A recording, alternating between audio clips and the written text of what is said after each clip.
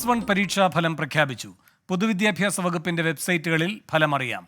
4,14,159 വിദ്യാർത്ഥികളാണ് പരീക്ഷ എഴുതിയത്.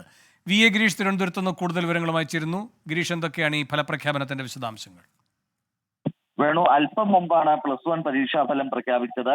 പൊതുവിദ്യാഭ്യാസ വകുപ്പിന്റെ വെബ്സൈറ്റുകളിൽ ഇപ്പോൾ ഫലം അറിഞ്ഞു തുടങ്ങാനുള്ള സൗകര്യം ഏർപ്പെടുത്തിയിട്ടുണ്ട്.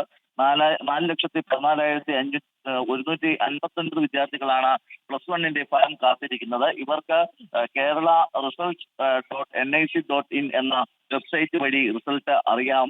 സ്കൂൾ വൈസ് റിസൾട്ടിന് വേണ്ടി സ്കൂളിന്റെ കോഡ് എൻ്റർ ചെയ്താൽ മതിയാകും.